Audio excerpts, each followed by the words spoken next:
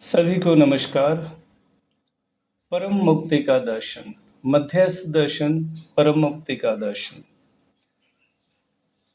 परम मुक्ति से तात्पर्य है प्रश्न मुक्ति, दुख मुक्ति, भय मुक्ति, तनाव मुक्ति, अभाव मुक्ति, संबंधों में क्लेश मुक्ति और रहस्य मुक्ति। परम श्रद्धेय ए नागराज जी प्रणेता मध्यस्थ दर्शन शुभापेक्षा के रूप में भूमि स्वर्गताम यातु मानो यातु देवताम धर्मो सफलताम यातु नित्यम यातु शुभोदयम। अर्थात स्वर्ग यह भूमि हो जाए, मानव हो जाए देवता, सफल धर्म हो जाए, शुभ की रहे नित्यता। यह संकलन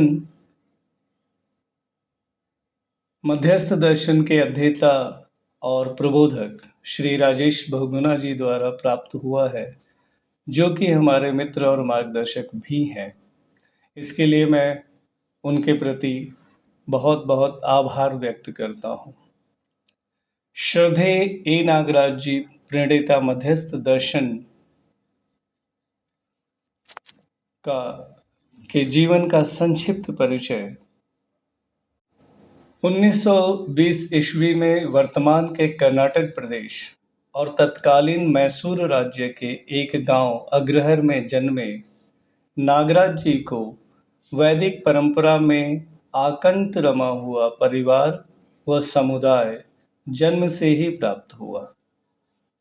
इस समुदाय में वेद मूर्ति होना एक सामान्य घटना थी। वेद उपनिषदों का पठन, संवाद होना दैनिक दिनचर्या का हिस्सा था। इस समुदाय के आचार्यों द्वारा पढ़ाए गए बटुक शंकराचार्य के पद तक पहुँचते थे। ऐसे ही वातावरण में पले बढ़े नागराज जी द्वारा परंपरा अनुसार वेदांत का अध्ययन किया गया और गुरुओं की सम्मति अनुसार उसमें निष्णात माने गए। किंतु नागराज जी के मन में कुछ प्रश्न बने रहे, जिनके उत्तर के रूप में उन्हें अपने गुरु तत्कालीन शंकराचार्य, जो कि श्रृंगेरी मठ के शंकराचार्य थे, के द्वारा समाधि का आदेश हुआ। गुरु के आदेशानुसार 1950 में पत्नी सहित नर्मदा नदी के उद्गम अमरकंटक में साधना के लिए आए और 1965 में समाधि की स्थिति प्राप्त की। यह साधना उन्होंने गृहस्थ आश्रम का निर्वाह करते हुए पूरी की। आदरणीय नागराज जी के अनुसार समाधि में प्रश्न ही शांत हो गए। समाधि से उठने के पश्चात उन्हें दिखा कि प्रश्न के उत्तर नहीं मिले। उनको अपनी समाधि पर संशय हुआ। तत्पश्चात अपनी समाधि को जांचने के लिए पातंजलि योग दर्शन में उल्लेखित संयम क्रिया को किया, लेकिन उस संयम क्रिया में अपने ढंग से कुछ बदलाव किया और 1968 में उन्हें संपूर्ण ज्ञान हुआ। पूरा अस्तित्व उनके सामने खुल गया। अभी तक अव्यक्त और अनिर्वचनीय माना गया ईश्वर आत्मा उन्हें स्पष्ट हुआ और उन्होंने पाया कि अस्तित्व सह अस्तित्व स्वरूप में परम सत्य है। परम सत्य व्यक्त है और वचनीय है। अपने द्वारा प्राप्त ज्ञान को उन्होंने मध्यस्थ दर्शन के रूप में मानव जाति को अर्पित किया। यह दर्शन साधना विधि के स्थान पर अध्ययन विधि प्रस्तावित करता है। अध्ययन विधि से मानव को समाधि के बराबर फल मिलेगा, ऐसा आश्वासन नागराज जी द्वारा मानव जाति को दिया गया है। इसी अध्ययन विधि में मध्यस्थ दर्शन के संक्षिप्त परिचय शिविर को जीवन विद्या शिविर कहा जाता है। यह दर्शन मानव के सभी प्रश्नों, विज्ञान और आध्यात्म के तर्कसंगत उत्तर देने का आश्वासन देता है। यह दर्शन मानव जाति को प्रश्न मुक्त करने का आश्वासन देता है। प्रश्न मुक्ति। मानव जाति के सभी प्रश्नों के मूल में 3 ही प्रश्न हैं। पहला है संसार क्या है, दूसरा मैं क्या हूँ और तीसरा है करना क्या है। संसार क्या है? यह संपूर्ण सृष्टि 4 अवस्थाओं में दृष्टिगोचर है। पदार्थ अवस्था, इसके अंतर्गत मिट्टी, पत्थर, मणि, धातु आते हैं।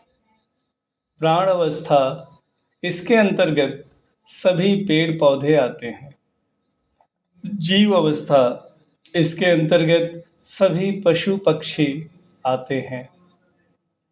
ज्ञान अवस्था, इसके अंतर्गत सभी मानव आते हैं।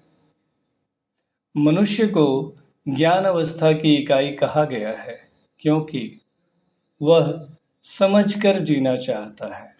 इसलिए मानव शिशु काल से ही जैसे ही बोलना सीखता है वैसे ही प्रश्न पूछना शुरू करता है। ये उसकी समझने अर्थात ज्ञान की आवश्यकता का प्रमाण है। इसलिए मानव ज्ञान अवस्था की इकाई कहा गया है। पूरी सृष्टि में यही 4 अवस्थाएं पाई जाती हैं। यह चारों अवस्थाएं वास्तव में एक मूल इकाई परमाणु में विकास पूर्वक प्रकट हैं। मूल रूप से इकाई परमाणु ही है। परमाणु के अतिरिक्त एक वास्तविकता और है जो खाली स्थान के रूप में समझ में आती है। सभी इकाइयां इस खाली स्थान में ही हैं। आदरणीय नागराज जी द्वारा इसी खाली स्थान को मूल ऊर्जा के रूप में पहचाना गया। ऐसी ऊर्जा जो क्रिया शून्य, असीम, व्यापक है। ये व्यापक इकाई के सभी ओर असीमित स्थान में और इकाई के भीतर भी, अर्थात ऐसा कोई स्थान नहीं जहाँ खाली स्थान न हो। सभी परमाणु निरंतर क्रियाशील हैं। परमाणु की क्रियाशीलता के कारण ही संपूर्ण सृष्टि प्रकट है, क्योंकि परमाणु ही भौतिक क्रिया के फलस्वरूप अणु, पिंड और विभिन्न पदार्थों के रूप में प्रकट है। परमाणु ही रासायनिक क्रिया के फलस्वरूप रस, कोशिका, वनस्पति, जीव व मानव शरीर के रूप में प्रकट है। इन्हीं में से जीव शरीरों और मानव शरीरों को जीवन अर्थात चैतन्य इकाई द्वारा संचालित किया जाता है। मानव के अतिरिक्त तीनों अवस्थाएं निश्चित आचरण अर्थात नियम, निश्चित आचरण की निरंतरता अर्थात स्वनियंत्रण और एक दूसरे के लिए उपयोगिता पूरकता अर्थात संतुलन के साथ है। मानव में निश्चित आचरण, स्वनियंत्रण और संतुलन की प्यास है, जिसे केवल ज्ञान पूर्वक तृप्त किया जा सकता है। मैं क्या हूँ? मैं एक चैतन्य इकाई हूँ। जीने की आशा मुझ में पाई जाती है, इसलिए जीवन नाम दिया है। इकाई होने का अर्थ ही है छह ओर से सीमित होना। इकाई होना अर्थात क्रिया होना। अतः मैं एक जीवन हूँ जो एक चैतन्य इकाई स्वरूप में भौतिक है, क्योंकि आकार और आयतन है, लेकिन क्रिया रूप में भौतिक नहीं, क्योंकि चैतन्य इकाई के रूप में मैं भौतिक रासायनिक क्रिया में भागीदार नहीं हूँ। मैं जीवन इकाई हूँ जो मन, वृत्ति, चित्त, बुद्धि, आत्मा के अविभाज्य स्वरूप में हूँ। एक चैतन्य इकाई हूँ जो सहअस्तित्व नित्य प्रभावी होने के फलस्वरूप प्रकट हुई। एक ऐसी इकाई जिसमें रचना पूर्ण होने के चलते विरचना नहीं है। इसे ही अमरता कहा गया है। मृत्यु शरीर की होती है, मेरी नहीं, क्योंकि जन्म मृत्यु प्रकृति की परिवर्तनशील घटना है, जबकि जीवन नित्य है। मैं एक चैतन्य इकाई हूँ। मेरे द्वारा मानव शरीर संचालित होता है। जीव चेतना में मन, वृत्ति, चित्त की 4.5 क्रियाओं के साथ आहार, निद्रा, भय, मैथुन के साथ भ्रमित अवस्था में जीने के लिए बाध्य हूँ। जीव चेतना में मैं ही शरीर हूँ मानकर भ्रमित अवस्था में पीड़ित होकर पीड़ा देकर जीने के लिए बाध्य हूँ। जीव शरीर को संचालित कर जीवन द्वारा जिंदा रहने अर्थात आहार, निद्रा, भय और मैथुन की आशा को प्रमाणित किया जाता है। जीवन द्वारा मानव शरीर को संचालित करते हुए स्वयं को शरीर मानते हुए कल्पनाशीलता को प्रमाणित किया जाता है। इसी मानव शरीर द्वारा जीवन अध्ययन अभ्यास पूर्वक ज्ञान को अनुभव करता है और आचरण में निरंतर सुख को प्रमाणित करता है। जीव चेतना में मैं मानने पहचानने की क्रिया के साथ अधिक हूँ। अपने शरीर को जिंदा रखने योग्य वस्तुओं को पहचान कर शरीर को जिंदा रखने की योग्यता को प्राप्त किया हूँ, किंतु मानने की क्रियावश लिंग, नस्ल, जाति, धर्म आदि की मान्यताओं के साथ जीना पूरा नहीं हो पाता।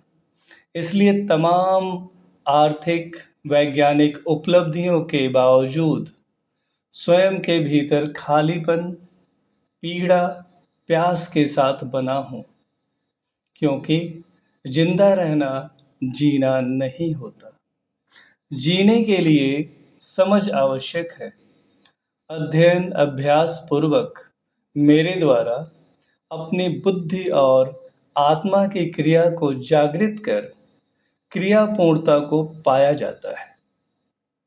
क्रिया पूर्णता के साथ मानव चेतना में स्थित होकर उसकी निरंतरता के साथ पूर्णता की स्थिति पाई जाती है। क्रिया पूर्णता ही मेरा अर्थात जीवन का लक्ष्य है। आदरणीय नागराज जी ने समाधि संयम पूर्वक प्रकृति का अध्ययन किया और उस अध्ययन में उन्होंने पाया कि जीवन एक चैतन्य इकाई है जो अपने 5 अंगों के अविभाज्य स्वरूप में निरंतर बनी ही है। जीवन के 5 अंग हैं। मन शरीर से जुड़ा रहता है, शरीर को मस्तिष्क के द्वारा संचालित करता है, 5 इंद्रियों की संवेदना में प्रभावित रहता है और सुखी होने की आशा में रहता है। वृत्ति यहाँ 6 दृष्टियाँ स्थित हैं: प्रिय, हित और लाभ तथा न्याय, धर्म और सत्य। इन्हीं 6 दृष्टियों के आधार पर वृत्ति में विचार चलता है। चित्त, जहाँ मेरी स्मृति और इच्छाएं स्थापित हैं। चित्त में सत्य के साक्षात्कार की क्षमता है। न्याय, धर्म और सत्य के विचार और अभ्यास से साक्षात्कार की घटना घटती है। बुद्धि, यहाँ सत्य का बोध होता है। यह बोध निरंतरता के साथ रहता है, हमेशा के लिए बना रहता है। आत्मा, जहाँ सत्य का अनुभव होता है। इस अनुभव के फलस्वरूप जीवन में जागृति की पूर्णता होती है। इसके बाद जीवन इस जागृत स्वरूप में हमेशा अस्तित्व में बना रहता है और उपकार की आवश्यकता अनुसार शरीर धारण करता है। जीवन नामक इकाई कैसे प्रकट हो गई, इसके लिए मध्यस्थ दर्शन का अध्ययन है। तीसरा प्रश्न, करना क्या है? इस सृष्टि में कोई भी इकाई बिना प्रयोजन के नहीं है। मानव शरीर यदि सृष्टि में प्रकट हुआ है तो उसका भी कोई प्रयोजन है। मानव शरीर का प्रयोजन है जीवन नामक चैतन्य इकाई के लक्ष्य अर्थात क्रियापूर्णता में साधन की भूमिका में प्रयोग होना। जीवन इकाई द्वारा स्वयं के प्रमाणित होने के लिए मानव शरीर का संचालन किया जाता है। मानव शरीर को संचालित करने के क्रम में पहले जीवन 4.5 क्रिया को संपन्न करता है और 4 विषय अर्थात आहार, निद्रा, भय और मैथुन को सफलतापूर्वक संपादन करता है और उन्हीं को सुख मानता है। चूंकि जीवन निरंतर सुखी होना चाहता है और 4 विषय परिवर्तनशील होने के कारण निरंतर सुख का स्रोत नहीं बन पाते, अतः पीड़ित होकर निरंतर सुख की खोज करता है। निरंतर सुख के खोज के क्रम में कभी शरीर के लिए सुविधा संग्रह को सुख मान लेता है और अधिकतम भोग को लक्ष्य बना लेता है। इसे ही भौतिकवाद कहा गया। लेकिन भौतिकवाद में अधिकतम भोग की सीमा निश्चित न होने के कारण स्वयं अनिश्चितता में फंसकर पीड़ित होता है, जबकि निश्चितता जीवन की सहज कामना है। इस अनिश्चितता से पीड़ित मानव शरीर और सुविधाओं को दुख मानकर उससे बड़ी किसी ईश्वरीय शक्ति आत्मबोध को सुख का स्रोत मानकर न्यूनतम भोग करते हुए साधना को लक्ष्य मान लेता है। इसे ही आदर्शवाद कहा गया। आदर्शवाद अर्थात एक ऐसी स्थिति जिसे पाने की कामना सभी में हो, लेकिन उसे पाने वाले लोग विरले ही होंगे। बाकी को उनका अनुकरण मानने के आधार पर करना होगा। सभी साधनाओं का एक ही निष्कर्ष है कि ईश्वर आत्मबोध केवल अनुभव की वस्तु है। वह व्यक्त और वचनीय नहीं है। इससे साधनारत व्यक्ति अवश्य ही किसी उपलब्धि तक पहुँचे होंगे, लेकिन उसका फल समाज को रहस्य के रूप में मिला, क्योंकि आदर्शवाद में ज्ञान अनिर्वचनीय हो गया। इस तरह मानव रहस्य से पीड़ित हो गया, जबकि पारदर्शिता जीवन की सहज कामना है। मध्यस्थ दर्शन के स्वरूप में मानव जाति के पास भौतिकवाद और भोग विधि भौतिकवाद की भोग विधि और आदर्शवाद की साधना विधि के विकल्प के रूप में सहअस्तित्ववाद की अध्ययन विधि का प्रस्ताव आदरणीय नागराज जी द्वारा उपलब्ध हुआ है।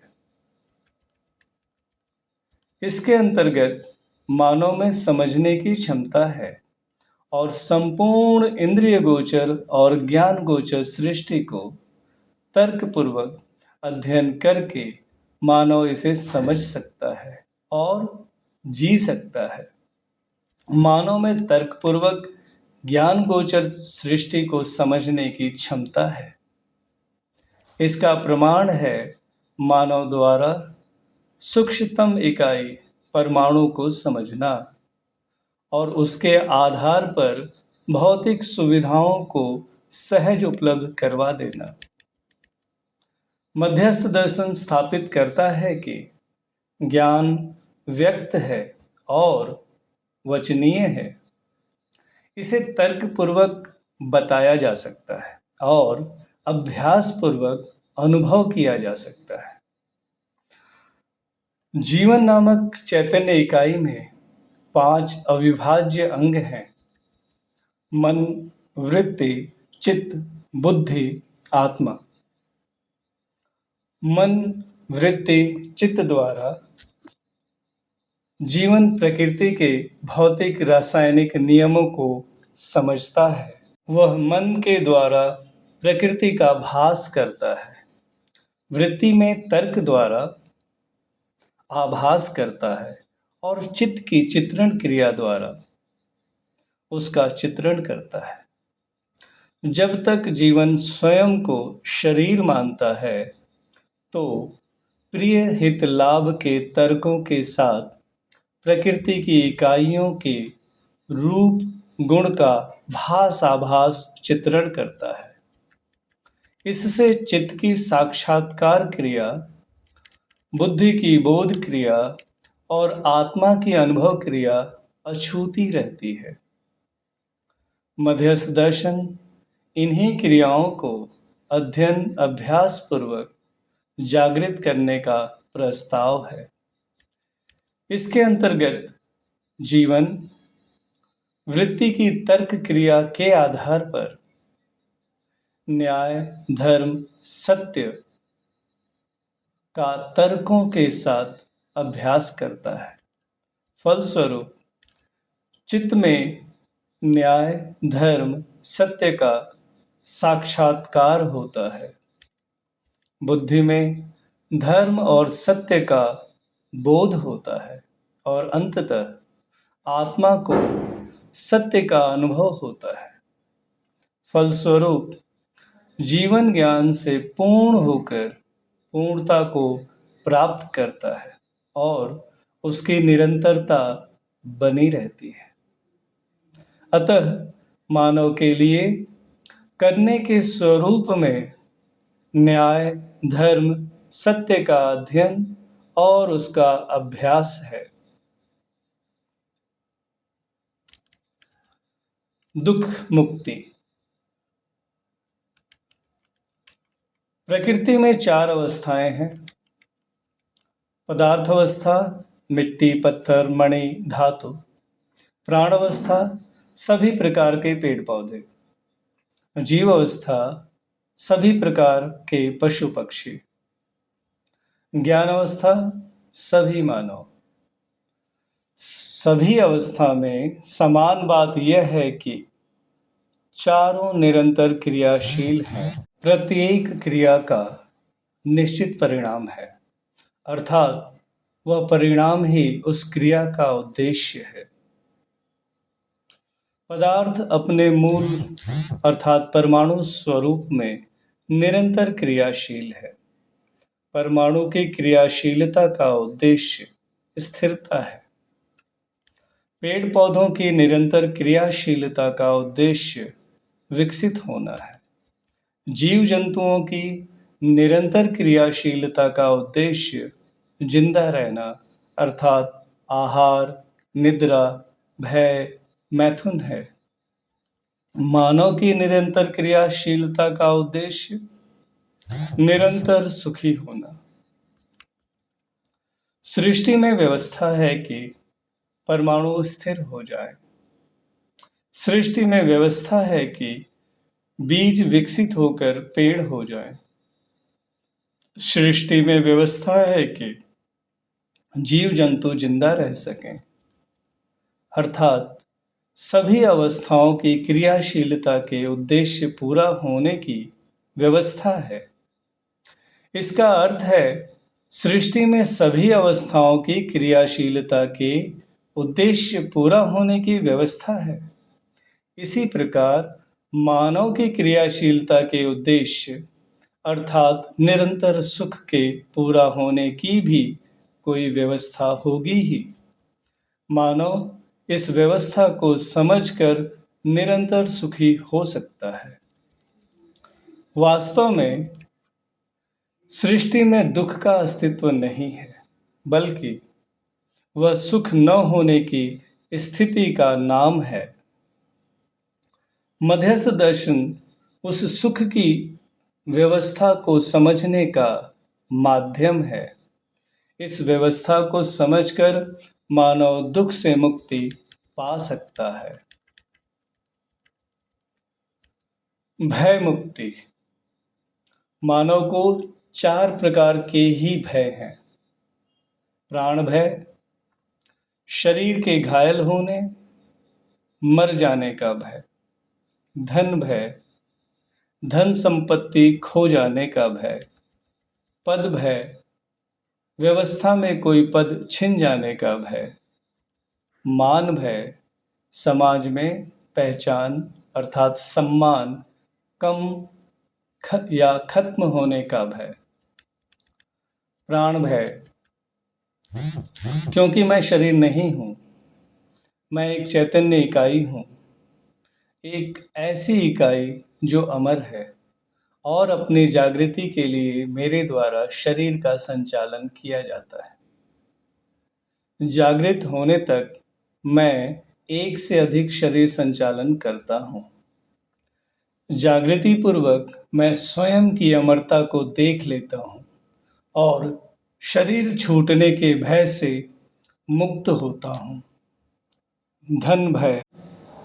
धन का सारा उपयोग भौतिक सुविधाओं अर्थात आहार, आवास, अलंकार, यंत्र आदि की पूर्ति के लिए है। ये सभी आवश्यकताएं सामयिक हैं। ये आवश्यकताएं निश्चित हैं, इसलिए इसके लिए धन को निश्चित किया जा सकता है। मैं शरीर नहीं हूँ, मैं चैतन्य इकाई हूँ। भौतिक आवश्यकता मेरी नहीं है। मेरी आवश्यकता भाव अर्थात विश्वास, सम्मान आदि है।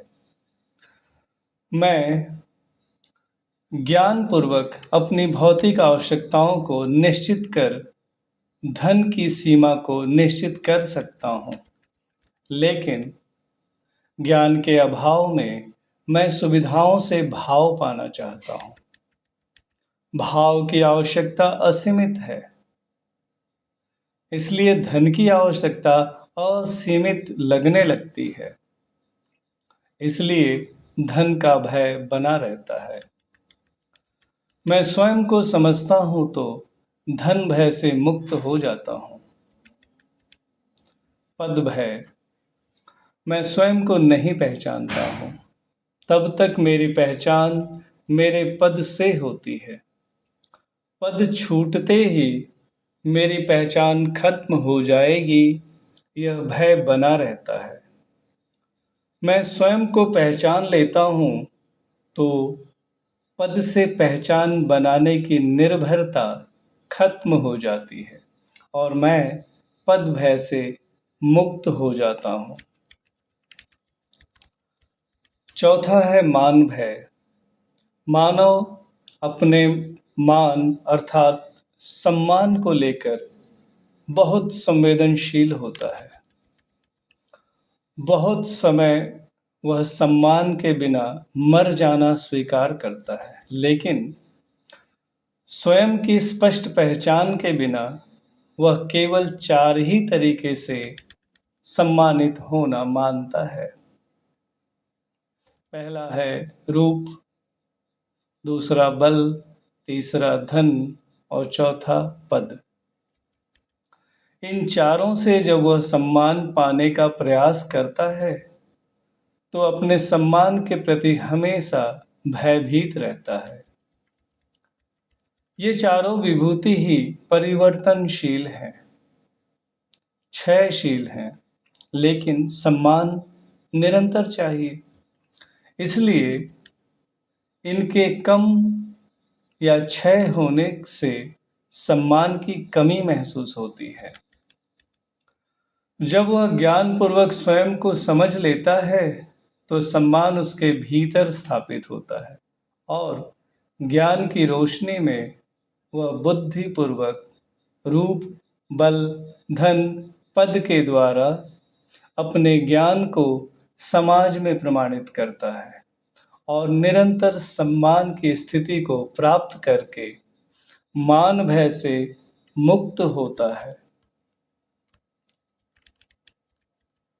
तनाव मुक्ति। मानव अपने जीवन में बहुत से निर्णय लेता है, विश्लेषण करता है। जब भी निर्णय लेते समय या विश्लेषण करते समय अथवा निर्णय के बाद या विश्लेषण के बाद स्पष्टता की कमी होती है तो मन में तनाव होता है। मानव इस तनाव से मुक्ति चाहता ही है। मानव द्वारा जब भी कोई निर्णय लिया जाता है तो उस निर्णय के पीछे कोई दृष्टि होती है। मानव को प्रकृति प्रदत्त 6 दृष्टियां प्राप्त हैं। पहली दृष्टि है प्रिय दृष्टि। 5 इंद्रियों को अच्छा लगने के आधार पर निर्णय लेने की दृष्टि को प्रिय दृष्टि कहा। दूसरी हित दृष्टि, शरीर के स्वास्थ्य को ध्यान में रखते हुए निर्णय लेने की दृष्टि को हित दृष्टि संज्ञा है। तीसरा है लाभ दृष्टि, आर्थिक लाभ हानि को ध्यान में रखते हुए निर्णय लेना लाभ दृष्टि है। चौथी दृष्टि है न्याय दृष्टि, संबंध में भावपूर्ति को ध्यान में रखते हुए निर्णय लेना। पांचवा है धर्म दृष्टि, समाज में अखंड सार्वभौम व्यवस्था को ध्यान में रखते हुए निर्णय। और छठा है सत्य दृष्टि, सृष्टिगत व्यवस्था को ध्यान में रखते हुए निर्णय। ये सभी दृष्टियां 3-3 अर्थात प्रिय, हित, लाभ और न्याय, धर्म, सत्य के समूह में सक्रिय होती हैं। मानव शिशु प्रिय दृष्टि की सक्रियता के साथ होता है और अपने घर, स्कूल के द्वारा उसे हित दृष्टि और लाभ दृष्टि के बारे में कुछ पता चलता है और वह इन दृष्टियों के आधार पर भी निर्णय लेने, विश्लेषण करने लगता है। प्रिय, हित, लाभ दृष्टि शरीर को जीवित रखने के अर्थ में है। शरीर के जीवित रहने के अर्थ हैं 4 विषय पूर्वक आहार, निद्रा, भय, मैथुन अर्थात जिंदा रहना। लेकिन मानव केवल जीवित नहीं रहना चाहता, बल्कि वह निरंतर सुख चाहता है और 4 विषय निरंतर नहीं हैं। इसलिए उसकी इन दृष्टियों के बीच में अंतर विरोध बना ही रहता है। यही अनिर्णय की स्थिति है। इसी के लिए प्रचलित भाषा में एक मन कुछ बोल रहा है दूसरा मन कुछ बोल रहा है कहा जाता है। वास्तव में यह एक मन या दो मन नहीं, बल्कि मेरी प्रिय हित लाभ की दृष्टि के बीच अंतर्विरोध है। यही अंतर्विरोध वैचारिक तनाव है। जीवित रहने के अर्थ में हम चार विषय पूर्वक सुखी होना चाहते हैं। उसके लिए प्रिय हित लाभ दृष्टि है। चार विषय में निरंतरता नहीं है तो प्रिय दृष्टि से सुखी होने जाएंगे तो हित दृष्टि विरोध करेगी। हित दृष्टि से सुखी होने जाएंगे तो लाभ दृष्टि विरोध करेगी। यही तनाव की स्थिति है। मानव का निरंतर सुख संबंध में भावपूर्वक, समाज में अभयपूर्वक और सृष्टि के स्तर पर ज्ञानपूर्वक आता है। इसके लिए आवश्यक है कि उसमें न्याय, धर्म, सत्य दृष्टि सक्रिय हो। लेकिन वातावरण में न्याय, धर्म, सत्य के बारे में सार्वभौम सूचना के न होने से वह सक्रिय नहीं हो पाती। लेकिन दृष्टि सक्रिय न हो तो भी मानव में न्याय, धर्म, सत्य की अपेक्षा बनी ही रहती है और उस अपेक्षा के दबाव में अपनी कल्पना अनुसार न्याय, धर्म, सत्य को अपनी मान्यता अनुसार चित्रित करता है और उसके पालन के लिए प्रयास करता है और अपनी मान्यता को श्रेष्ठ मानते हुए अपनी मान्यता से भिन्न मान्यता रखने वालों के प्रति द्वेष भाव के साथ रहता है। लेकिन न्याय, धर्म, सत्य धरती के मानव की चाहत है, इसलिए उसका स्वरूप सार्वभौम ही होगा। सार्वभौम सूचना आने से ही मानव में ये दृष्टियां सक्रिय होती हैं। न्याय, धर्म, सत्य दृष्टि के अंतर्गत प्रिय हित लाभ दृष्टियां स्वतः संयमित होती हैं। इससे पहले इन्हें संयमित करना असंभव है। यद्यपि कुछ साधना विधियों में प्रिय हित लाभ दृष्टियों को नियंत्रित करने का प्रयास किया जाता है। कुछ अत्यंत कम लोगों को कुछ स्थिति प्राप्त हुई, लेकिन ये साधना विधि अत्यंत कठोर और रहस्यवादी होने के कारण सभी मानवों के लिए शिक्षा पूर्वक उपलब्ध नहीं कराया जा सका। मध्यस्थ दर्शन में न्याय, धर्म, सत्य के सार्वभौमिक स्वरूप को पहचाना गया है। उसे शिक्षा पूर्वक अर्थात तर्क द्वारा मानव को समझाने की विधि विकसित की गई है। न्याय, धर्म, सत्य दृष्टियों में प्रिय हित लाभ की तरह आपस में अंतर्विरोध नहीं होता और न्याय, धर्म, सत्य की रोशनी में प्रिय हित लाभ दृष्टियां भी स्वतः संयमित रहती हैं और इनके बीच भी अंतर्विरोध खत्म हो जाता है। अतः न्याय, धर्म, सत्य को समझने और जीने से मानव को तनाव से मुक्ति मिल जाती है। अभाव मुक्ति। मानव की दो तरह की आवश्यकता है। शरीर की आवश्यकता आहार, आवास, अलंकार, यंत्र अर्थात सुविधा। मेरी आवश्यकता विश्वास, सम्मान, प्रेम अर्थात भाव। शरीर की आवश्यकता प्रकृति से पूरी होती है। प्रकृति को देखें तो यह चार अवस्था में नजर आती है। पदार्थ अवस्था मिट्टी, पत्थर, मणि, धातु। प्राण अवस्था सभी प्रकार के पेड़ पौधे। जीव अवस्था सभी प्रकार के पशु पक्षी, ज्ञान अवस्था, सभी मानव। पेड़ पौधों की आवश्यकता पदार्थ से पूरी होती है। पेड़ पौधों की कुल मात्रा से पदार्थ बहुत अधिक मात्रा में है।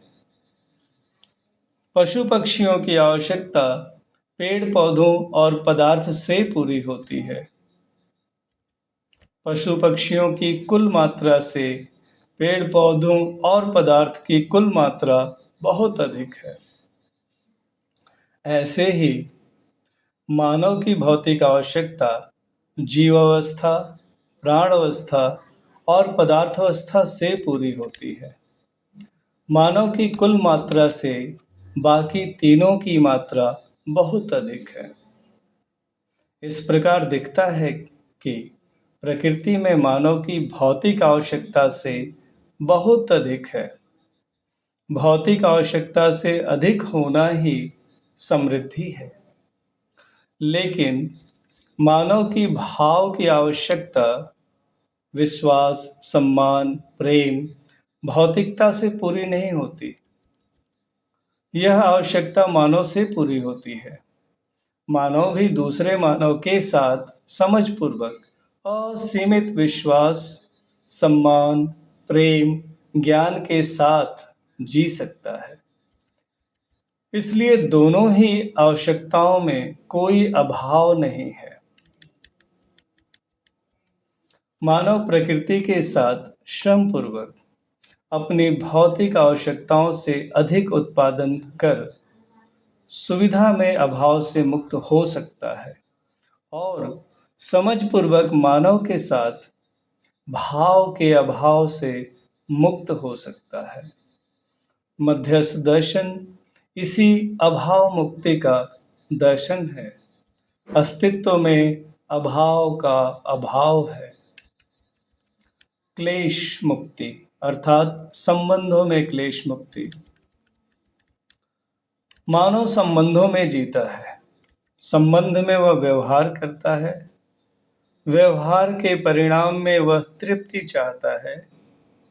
व्यवहार में तृप्ति नहीं मिलती, यही संबंधों का क्लेश है।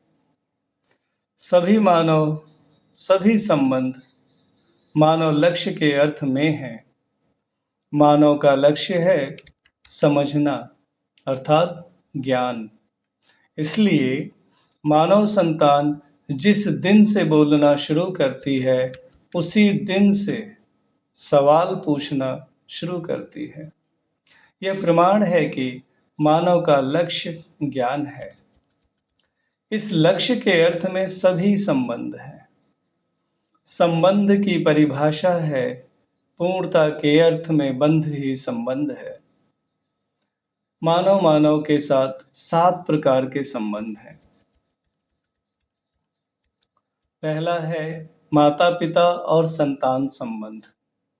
दूसरा सहोदर अर्थात एक ही माता पिता के गर्भ से उत्पन्न बच्चे, सहोदर संबंध।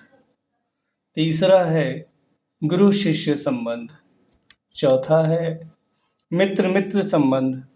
पांचवा पति पत्नी संबंध। छठा साथी सहयोगी संबंध और सातवां है मानवकृत व्यवस्था संबंध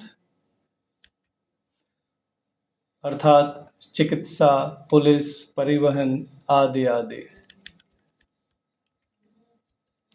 सभी संबंधों में मानव की निश्चित भूमिका है।